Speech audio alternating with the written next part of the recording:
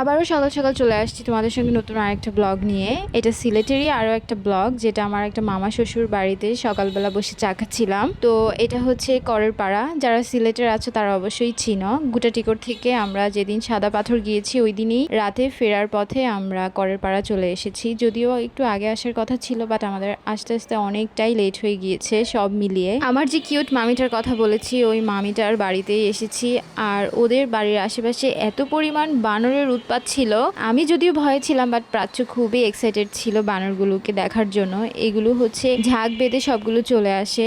ওই রকম ভাবে বানর কখনো এত কাছ থেকে দেখা হয়নি। হ্যাঁ, দেখা হয়েছে, বাট এত কাছ থেকে দেখা হয়নি। এগুলো নাকি খুবই ডিস্টার্ব করে, অনেক কিছু নিয়ে চলে যায়। এই জন্য আমার মামি রান্নাঘরের সব ডোর লক করে রেখেছে, যাতে কোনো রকম ভাবে কোনো উৎপাত না করে। সুযোগ পেলেই নাকি এগুলো ঝামেলা করা শুরু করে দেয়। বেশ কিছুক্ষণ এগুলোর সঙ্গে সময় কাটালাম। একটা অন্যরকম ভালো লাগা ছিল, যদিও ভয়টাও ছিল অনেকটাই বেশি। ওই দিন সারাটা সময়ই হচ্ছে মামাদের বাসায় ছিলাম। তারপর বিকালবেলা খাবার দাবার খেয়ে আমরা বের হয়ে পড়েছি, কারণ আমাদের সময় কম, কিন্তু ঘুরতে হবে বেশ কিছু জায়গা। তাই বেশি লেট না করে বের হয়ে পড়েছি। মামাদের এখান থেকে আমরা যাব হচ্ছে চা বাগান। সিলেট আসছি অথচ চা বাগানে যাব না, এটা তো কখনোই হতে দেওয়া যাবে না বলো। আমি দুপুরে মামিকে রান্নাবান্নায় কিছু হেল্পও করেছি, পাশাপাশি মামাকে ছাদে পানও দিয়ে এসেছি, কারণ ছাদে বেশ কিছু গাছ ছিল। দুপুরের খাবার খেয়ে আমরা বের হয়ে পড়েছি।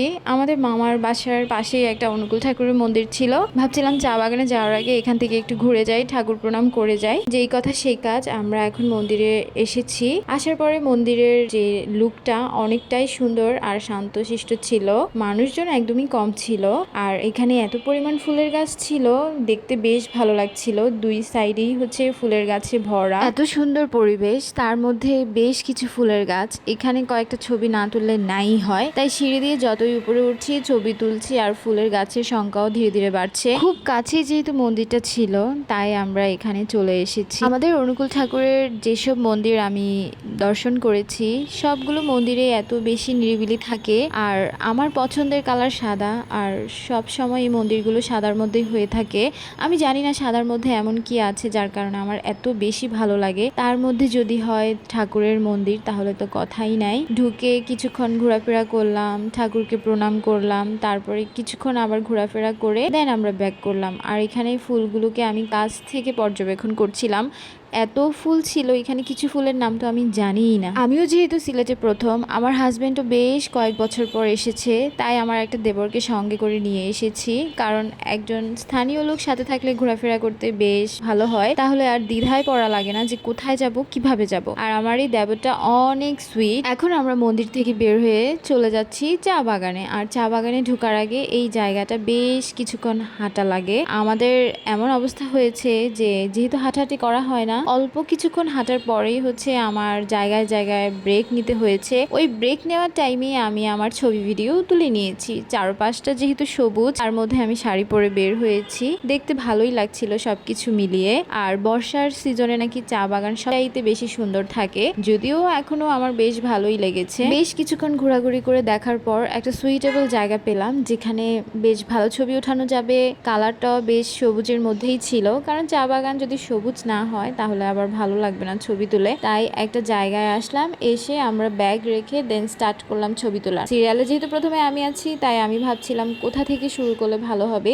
একবার এই জায়গায় যাচ্ছি, আবার অন্য জায়গায় যাচ্ছি। আমার হাজবেন্ড আমাকে এখানে বলছে, আমি আরেক জায়গায় চলে যাচ্ছি। দেখেন, আরেকটা কথা হচ্ছে, চা বাগানে তো কেউ আর পাতা তুলতে যাবে না, কিংবা চা বাগান দেখতেও এরকম ভাবে কেউ যায় না। যারা যায় সবাই ছবি ভিডিও করার জন্যই যায়। আমার ক্ষেত্রেও ব্যতিক্রম কিছু হয়নি। আমি ছবি তোলার জন্য কিংবা কয়েকটা ভিডিও ক্লিপ নেওয়ার জন্যই গিয়েছিলাম। আর যেহেতু আমি শাড়ি পরে গিয়েছি, আমার পূর্ব প্ল্যানিং ছিল চা বাগানে গেলে আমি অবশ্যই শাড়ি পরে যাব। কি কালার ওইটা সিলেক্ট করে রাখিনি, যখন যেটা মাথায় এসেছে হুট করে পরে বের হয়ে পড়েছি। বাট বেশ ভালোই লাগছিল আমাকে, ছবিতেও ভালো এসেছে। বাট ভিডিওটাতে আমাকে ফোকাস করতেই ভুলে গিয়েছে ভিডিওম্যান। ভিডিওটা আমার খুব শখের করা ছিল, বাট পরবর্তীতে যখন চেক করেছি তখন দেখি যে আমাকে ঝাপসা দেখা যাচ্ছে, তাই আর ভিডিওটা ওইরকম ভাবে শেয়ার করতে পারিনি।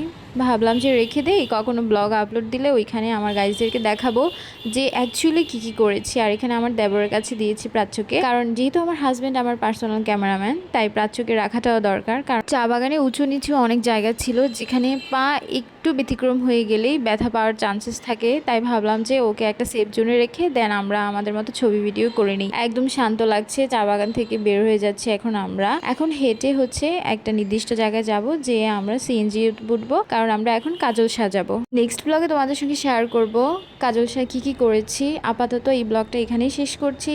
তোমরা সবাই ভালো থাকবে, সুস্থ থাকবে। আবারও আসবো নতুন আরেকটা ভিডিও নিয়ে। Tata bye.